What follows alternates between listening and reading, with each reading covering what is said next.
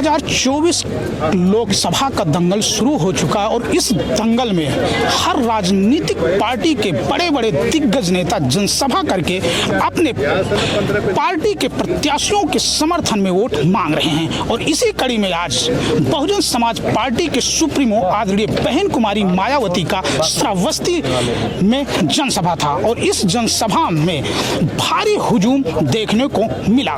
तमाम 4 प्रत्याशी थे यहाँ और गैसड़े विधानसभा के उपचुनाव होना था।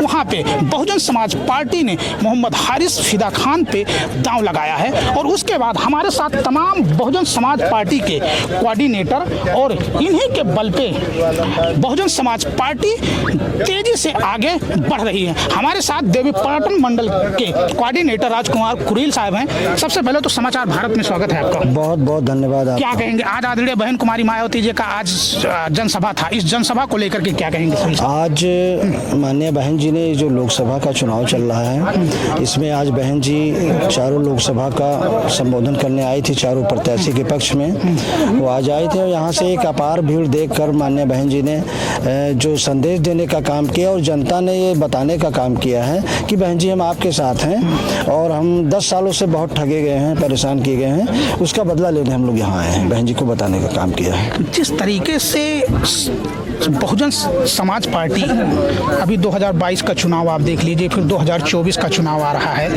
भारतीय जनता पार्टी एक तरफ कह रही है, तमाम उसके नेता आरएसएस और बीजेपी के नेता कह रहे हैं कुरील साहब कि 400 प्लस के बाद संविधान को बदलेंगे, संशोधन करेंगे।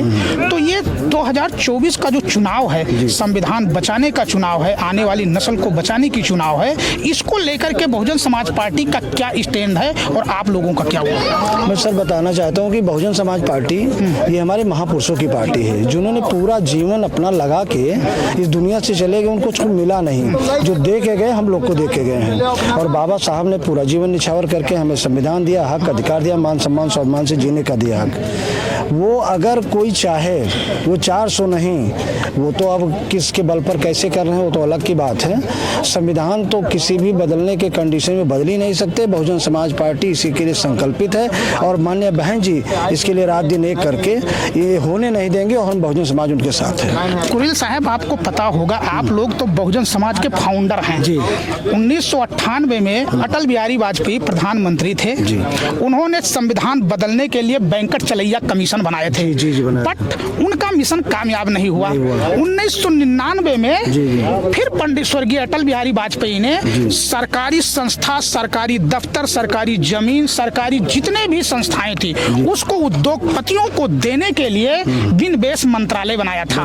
ठीक, उसके बाद 2004 में स्वर्गीय पंडित अटल बिहारी वाजपेयी जितने भी SC ST OBC के कर्मचारी थे, चाहे 4th क्लास थे, चाहे A क्लास थे, उनका पेंशन बंद कर दिया, बुढ़ापे का सहारा छीन लिया। तो धीरे धीरे संविधान को उसने संशोधन किया और उसके बाद आपको फिर मैं बताना चाह रहा हूँ बड़ी जिम्मेदारी के साथ, क्योंकि बहुजन 2014 में यही OBC SC सब लोग मिलकर के 2014 में उनको मुख्यमंत्री प्रधानमंत्री बनाया था। लेकिन 2016 में OBC के 314 IAS को क्रीमी के तहत बाहर कर दिया, जो 18 घंटा पढ़ते थे। और आप कह रहे हैं कि संविधान ही नहीं बदल जाएगा। नहीं, देखिए मैं संविधान वाली बात ये कर रहा हूँ। देखिए हमारा समाज जो है कहीं ना कहीं इस 2014 फिर 19 में गुमराहियत का शिकार हो गया। इनके साथ बहुत बड़ा छलावा किया गया और ये नहीं समझते थे कि हमें छलावे के साथ हमारे हक व अधिकार उसको हमारे संविधान को छीनना चाहते हैं। इन 10 सालों में ठोकर खाने के बाद उन्होंने देख लिया, चाहे वो अटल बिहारी वाजपेयी जी, मोदी जी, XYZ कोई भी रहा हो, अब वो जान चुके हैं कि अब जो है हमारा संविधान, हमारा हक और अधिकार खतरे में है। अब जाग चुका है। वो आपने ज्वलंत उदाहरण आज इस भीड़ में देखा है कि बसों में संख्या होती है 54 की, 110 115 लोग बैठ के आए हैं। आपने देखा है, ये उसका जीता जागता उदाहरण। कुरील साहब, बड़ी जिम्मेदारी के साथ कहना चाह रहा हूँ कि बहुजन समाज पार्टी और बहुजन समाज पार्टी के कार्यकर्ता और यूथ के एक आइकान आए थे, बहुजन समाज के यूथ आकाश आनंद, जो नेशनल कोऑर्डिनेटर थे और बहन जी के उत्तराधिकारी थे, वो जब भाषण देते तो उनके भाषण में अग्रेसिव था। लोग कनेक्टिविटी होते थे, ओबीसी के समाज के कनेक्टिविटी होते थे, मुस्लिम समाज के भीड़ हुजूम दिखती थी। अचानक उनका भाषण सीतापुर में दिए और उसके बाद नेशनल कोऑर्डिनेटर से हटा दिया गया, उत्तराधिकारी से हटा दिया गया और इसी बीच चुनाव 2024 में उनके साथ ऐसा कर दिया। तो आम जनता ये कह रहे हैं कि कहीं ना कहीं बहुजन समाज पार्टी के सुप्रीमो किसी दबाव के कारण आदरणीय आकाश आनंद को हटा दिया गया। क्या कहेंगे? मैं कहूँगा सर आपसे कि जब चुनाव लोकसभा का शुरू हुआ तो एक बराबर एक रूमर बना, एक बवाल बजा कि बहन जी को गठबंधन करना चाहिए, गठबंधन करना चाहिए, इंडिया में आना चाहिए, इंडिया गठबंधन में, और नहीं तो गड़बड़ा जाएगा, चौपट हो जाएगा, सारी चीज़ें। लेकिन माननीय बहन जी ने एक निर्णय लिया कि हम अकेले चुनाव लड़ेंगे, और जब अकेले चुनाव लड़ने का निर्णय लिया, उसका रिस्पॉन्स दिखाई पड़ा तो जनता एक मैसेज गया कि बहन जी ने बहुत बढ़िया निर्णय लिया। और रहा आकाश आनंद जी की बात, उत्तराधिकारी और नेशनल कोऑर्डिनेटर, देखिए बहन जी हम लोग को तमाम कोऑर्डिनेटर्स, तमाम पदाधिकारी हैं, तमाम ऐसी चीज़ें बहन जी फेरबदल हटाए क्या करती हैं, इसका कोई माने नहीं रखता है बहन जी। और हमारा क्या आकाश जी हमारे हैं, युवा के नेता हैं, सारी चीज़ें हैं, उसमें कोई दिक्कत नहीं आएगी। एक और सवाल है बड़ी जिम्मेदारी के साथ, क्योंकि हम बहुजन समाज में जाते हैं, वहाँ पे कवरेज करते हैं, क्या कारण है ऐसा कि जितना तेजी से बहुजन समाज जागरूक हुआ है, बाबा साहब ने कहा था शिक्षित बनो, संगठित रहो, संघर्ष रहो, तो जितना तेजी से बहुजन समाज जागरूक हुआ है उतना तेजी से बहुजन समाज पार्टी धीरे धीरे कम होती गई, विलुप्त होती जा रही है। क्या कारण है? क्या कोऑर्डिनेटरों की कमी के कारण? बड़ी आरोप लगाया जाता, कोऑर्डिनेटरों तमाम दावे लगता है, इसको लेकर के आप लोग समीक्षा नहीं करते, बहन जी से बात नहीं करते हैं कि पार्टी को कैसे मजबूत करके और कैसे आगे बढ़ाने का काम होगा। देखिए माननीय बहन जी ने भी अपने स्पीच में भी कहा है कि बहुजन समाज पार्टी धन्ना सेठों उद्योगपतियों की पार्टी नहीं है, क्योंकि ये होता है कि जिसका लेना पड़ेगा सहारा उसका समझना पड़ेगा इशारा। हाँ, बिल्कुल इशारा। तो ये बहन जी करने का काम नहीं थे, हमें वो बहन जी हमारे सभी कार्यकर्ताओं पदाधिकारियों से बहन जी को संगठन को चलाने के लिए वो करते हैं। बाकी ऐसा कहीं जो भाई हमको बदनाम करने के लिए तमाम हथगंडे विरोधी पार्टियां अपनाकर हमको बदनाम किया जा रहा है, ऐसा कुछ नहीं। अच्छा, तो देख सकते हैं हमारे साथ जिलाध्यक्ष बहराइच जिलाध्यक्ष, क्या नाम है सर आपका? मेरा नाम अजय कुमार गौतम है, हमारे बहराइच जनपद का जिलाध्यक्ष। अच्छा, क्या कहेंगे, क्या बहुजन समाज पार्टी जिस तेजी से मान्यवर काशीराम साहब जी ने लाए थे 80 के दशक में, उसके बाद धीरे धीरे 4 बार देश की उत्तर प्रदेश की सबसे बड़े उत्तर प्रदेश के मुख्यमंत्री 4 बार मिनिस्टर बनी, 2022 का चुनाव देख लीजिए, 2024 का चुनाव देख लीजिए, क्या कारण है कि धीरे प्रतिदिन बहुजन समाज पार्टी का कार्यकर्ता मनोबल उसका टूटता है और सीट उसका नहीं आती है? देखिए, मैं आपको आपके चैनल के माध्यम से बड़ी जिम्मेदारी के साथ बताना चाहूँगा कि हमारे कार्यकर्ताओं में जोश भरपूर है। और रही बात, जैसा कि आप कह रहे हैं, ऐसी कोई बात नहीं है। हमारे कार्यकर्ताओं में भरपूर जोश और निरंतर हम लोग बहुजन समाज पार्टी को ताकत देने के लिए जमीन पर काम करने का काम करते हैं और बड़े पैमाने पर युवा बहुजन समाज पार्टी से जुड़ने का काम कर रहा है।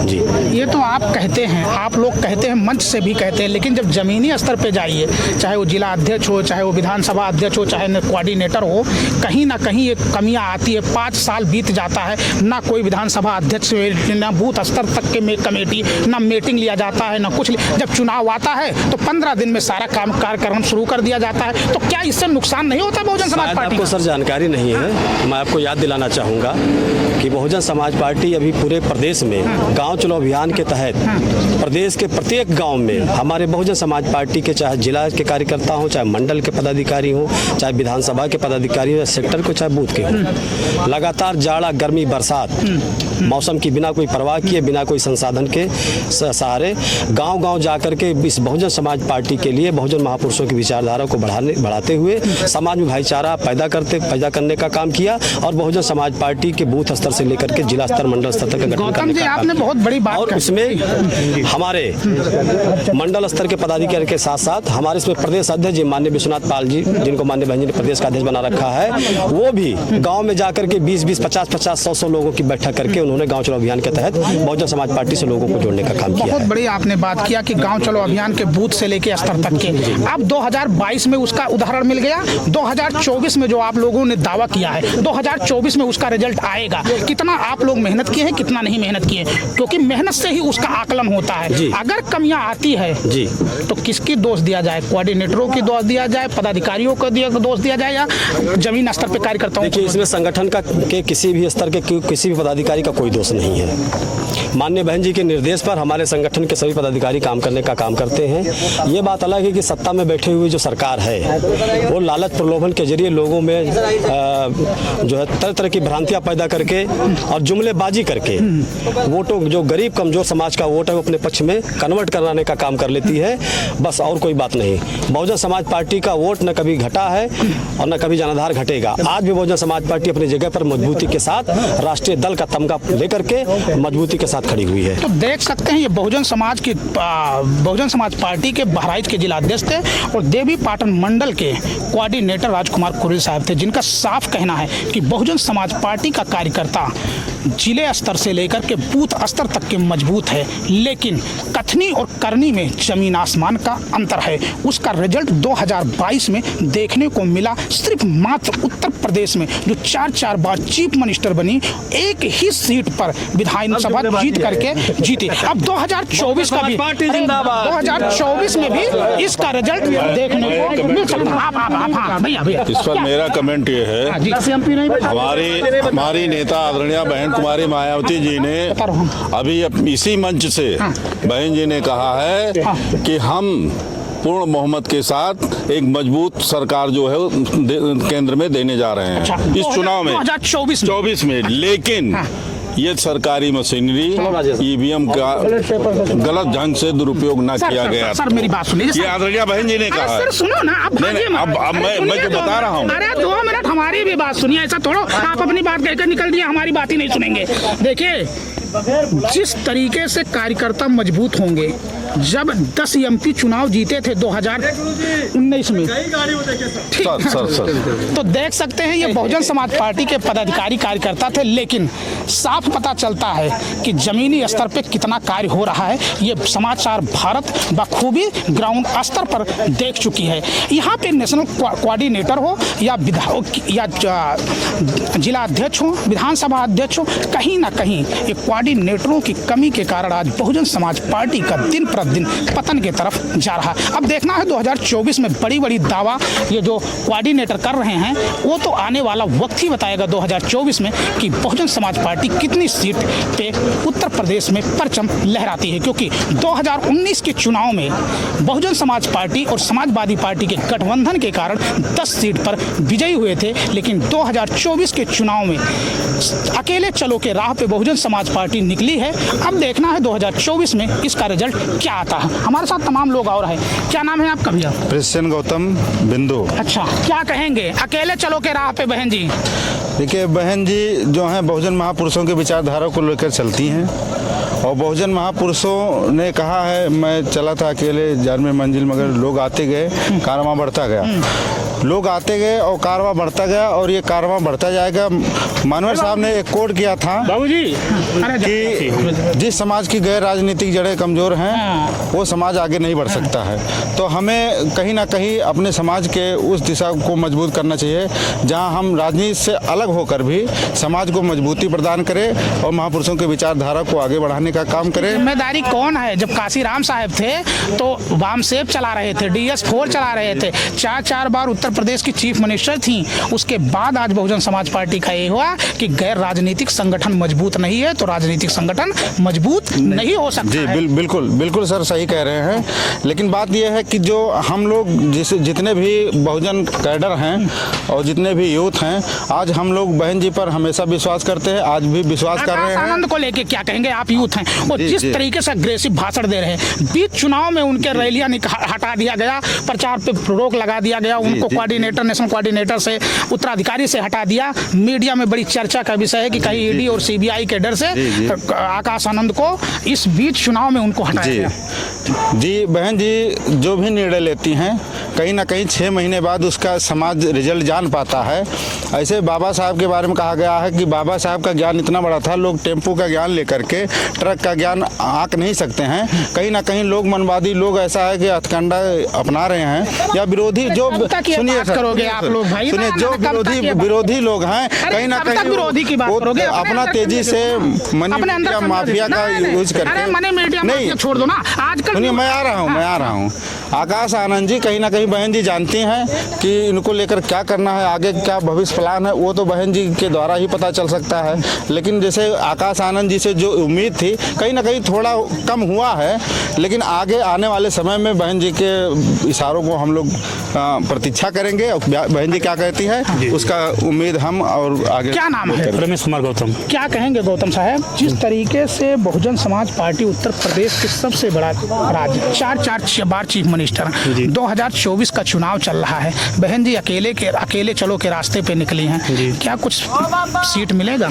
नहीं, इसमें ऐसा बात है कि बहन जी का गठबंधन जनता से हुआ है, बहुजन समाज से हुआ है। इसलिए बहुजन समाज के जो लोग गुमराह हो गए थे, क्योंकि विरोधी पार्टी झूठ पर झूठ बोल रही है, हमारे लोग सीधे साधे लोग हैं, वह इनकी कूटनीति और राजनीति को नहीं समझते हैं, इसलिए गुमराह हो गए, जो हमारा साथ छोड़ दिए।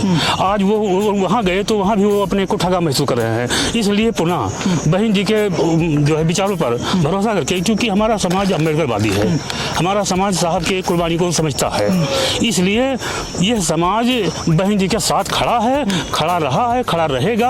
अगर खून की जरूरत पड़ेगी तो बहुजन समाज बहन जी के लिए देने के लिए तैयार है। नहीं, वो सब ठीक है, उसकी कोई दिक्कत नहीं है। 2019 के चुनाव था, सपा बसपा की गठबंधन थी। जी जी। 2014 के चुनाव में एक भी सीट नहीं आया था। 2019 के चुनाव में सपा बसपा की गठबंधन थी, 10 सीट का चुनाव जीते थे। 2024 में भी बहुजन समाज के लोग सोच रहे थे कि बहन जी गठबंधन करेंगी और उम्मीद में बैठे थे कि गठबंधन करके चुनाव लड़ेंगे और भारतीय जनता पार्टी की जो मानसिकता, गंदी मानसिकता है भारत का संविधान बदलने की, उसको मुंहतोड़ जवाब देगी। लेकिन बहन जी गठबंधन नहीं किए, अकेले राह पे चली गई। अब क्या रिजल्ट आएगा 2024 में? रिजल्ट बहुत बेहतर आएगा। इसलिए आएगा क्योंकि बहुजन समाज 2014 में जब बीजेपी आई तो जुमला साथ में लेकर आई, 2 करोड़ लोगों को पट्टी नौकरी देना, हम उनको हर सुविधाओं से जोड़ना। लेकिन उसके बाद में 2024 में ये जो है गारंटी लेकर आए। जब ये गारंटी लेकर आए तो इनकी जुमला का जो बुद्धिजीवी वर्ग था बहुजन समाज का, वो अध्ययन कर रहा था। अब अध्ययन करते करते इस तरह पर पहुंच गया है कि इनसे हमारा भला होने वाला नहीं है। हम ये जानते हैं कि आरएसएस बीजेपी की जड़ बहुत गहराई पर है, इस जड़ को खोदने के लिए हमें हाथी की जरूरत है और ये बहन जी की हाथी उनके जड़ को समूल। बात आपकी सही कह रहा हूँ, लेकिन जब आप उस जड़ को खोदेंगे, पेड़ लगाएंगे, उसके बाद फल पैदा होगा। जब आपके साथ बहुजन समाज पार्टी, मुस्लिम वोटर, ओबीसी वोटर जब आपके साथ जुड़ेगा तभी आप कुछ कर सकते हैं। बात समझ, इस वक्त जब हम लोग जाते हैं जमीनी स्तर पे तो जो मुस्लिम समाज है वो 90% इंडिया गठबंधन के साथ जा रहा है। दलित समाज जो है वो भी जो बुद्धि, देखिए 3 पार्ट में बटा, जो पढ़ा लिखा नौकरी वाला समाज है वो वामन मेश्राम के साथ जुड़ गया, उसको चंदा देता है, और जो यूथ है वो चंद्रशेखर आजाद के साथ जुड़ गया, और जो गांव का जनता है वो बसपा के साथ जुड़ गया। तो बहुजन समाज पार्टी का 3 पार्ट डिवाइजेशन हो गया। 2024 में अगर गठबंधन नहीं हुआ, अकेले चलो के राह पे चुनाव लड़ रही हैं, तो क्या लगता है नहीं है कि कहीं ना कहीं ये चूक हो गया, कहीं ना कहीं ये चूक के कारण आज हम लोगों को, जो भाजपा कह रही है कि संविधान बदलने के लिए, कहीं ना कहीं हम लोग उस पर मजबूर हैं? पहला नंबर आप महोदय सुन लीजिए कि आपके चैनल के माध्यम से हम सभी समाज के लोगों को बताना चाहते हैं कि इंडिया गठबंधन नाम का कोई चीज़ नहीं है, क्योंकि इंडिया गठबंधन का मुख्य नेता है कांग्रेस। कांग्रेस बाबा साहब को संविधान सभा में रोकने के लिए, बहुजनों के हक अधिकार को कहीं वो मांग ना करें, उनके हित में कोई कानून ना बना सके, संविधान ना लिख सके, उनको रोकने के लिए कांग्रेस ने काम किया। और उसी कांग्रेस का जो पीडीए की बात करते हैं अब माननीय अखिलेश जी, वो जो है वही कांग्रेस के साथ में खड़े हैं। अरे भाई वही तो हम कह रहे हैं कि जब संविधान बदलने के लिए बात आती है, जो बाबा साहेब ने संविधान दिया, इतना खूबसूरत संविधान, जो जिसको बोलने की आजादी नहीं, उसको बोलने की मुंह में जबान दिया, वही संविधान बचाने की तो मैं बात कर रहा हूँ कि उसी संविधान बचाने को लेकर के एक तरफ आरएसएस बीजेपी कह रही संविधान खत्म कर देंगे, दूसरी तरफ बहुजन समाज पार्टी के, चाहे वो समाजवादी पार्टी हो, चाहे वो बहुजन समाज पार्टी हो, चाहे वो कांग्रेस हो, SC ST OBC का काम ही था कि बहुजन समाज बाबा साहेब का संविधान बचाने की बात।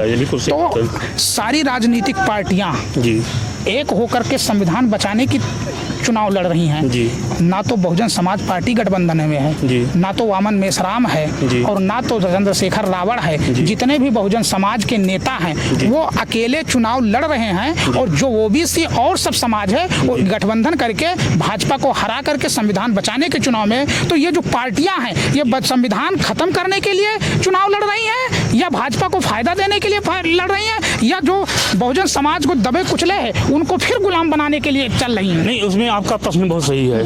इसलिए हम कहना चाहते हैं कि बहुजन समाज अकेले सीना लगाकर अड़ा हुआ है बाबा साहब के संविधान को बचाने के लिए, लेकिन हमें जरूरत है सबकी। हमें दलितों की जरूरत है, मुसलमानों की जरूरत है, पिछड़ों की जरूरत है, OBC की जरूरत है। अब OBC समाज पूर्ण रूप से, अब हम भगवान जाने क्या बात है, या ऊपर वाले की, या किसको कह दिया जाए, किसको दोष दे दिया है कि ये लोग बाबा साहब को जो अपना संकट पड़ता है तो उनका नाम लेते हैं। नहीं, श्रावस्ती लोकसभा में चौधरी राम शिरोमणि 2019 में सपा बसपा से चुनाव लड़े थे। ऐसा नहीं है OBC चुनाव वोट नहीं दिया था, यादव ने भी वोट दिया था, कुर्मियों ने भी वोट दिया था, दलितों ने भी वोट दिया था, मुसलमानों ने वोट दिया, तब जाकर के 2019 में चौधरी राम शिरोमणि बनवा चुनाव सांसद बने थे। हमारा वही तो कहने का मतलब है, एक बिरादरी से आप चुनाव नहीं जीत सकते हैं, एक बिरादरी से आप संविधान नहीं बचा सकते। क्या ऐसी मजबूरी थी, क्या ऐसे कारण था? ED CBI का डर तो नहीं था, भाई भतीजे को बचाने का चुनाव तो नहीं था। ऐसा कोई बात नहीं, ये विरोधी पार्टी आरोप लगाया करते हैं, उनकी काम है। लेकिन हमारे बात को आप समझ लीजिए, बहुजन समाज पार्टी जो कैडर है, इनका जो ग्रुप है, वो हर समाज के लोग इसमें हैं। पिछड़े को लोग हैं, तो पिछड़े के लोग हैं, अल्पसंख्यक के लोग हैं, सभी सामान्य के लोग हैं, और बहुजन समाज पार्टी सबके लिए काम देख सकते हैं। ये बहुजन समाज के तमाम कैडर के लोग थे जिनका साफ कहना है कि बहुजन समाज पार्टी अकेले चलो के राह पे चुनाव लड़ रही हैं। लेकिन अब देखना है कि इनका तो दावा है कि बहन कुमारी मायावती अकेले चुनाव लड़ रही हैं और 80 में 80 सीट जीत करके प्रधानमंत्री बनेंगे। लेकिन ये सिर्फ भाषणबाजी है, जमीन स्तर पे जाएंगे तो हकीकत आपको पता चलेगा। जो चाहे कोऑर्डिनेटर हो, चाहे जिला अध्यक्ष हो, चाहे विधानसभा अध्यक्ष हो, इसको एक्सेप्ट करने के लिए तैयार नहीं है। क्योंकि सबसे बड़ा चीज़ ये सवाल उठता है कि माननीय काशीराम साहब जी ने कहा था, जिसको जवानी में चमचई का लत लग जाता है उसका बुढ़ापे में दलाली बीत जाता है। तो इसी तरीके से बहुजन समाज पार्टी के कुछ कोऑर्डिनेटर, विधानसभा अध्यक्ष और जिला अध्यक्ष हैं जो जवानी में ये चमचागिरी करें। अब जब दलित समाज इस वक्त सबसे ज़्यादा उसको है संविधान की, तो अब वो बुढ़ापे में दलाली करने में लगा है। तो अब देखना है 2024 का 4 जून को रिजल्ट आएगा, और उसका रिजल्ट जब आएगा तब हम फिर पूछेंगे कि बड़ी बड़ी दावा करने वाले ये कोऑर्डिनेटर, जिला अध्यक्ष और पदाधिकारी अब इनका क्या हैसियत है, ये आने वाले 4 जून को पता चलेगा। मिथिलेश कुमार, समाचार भारत, श्रावस्ती।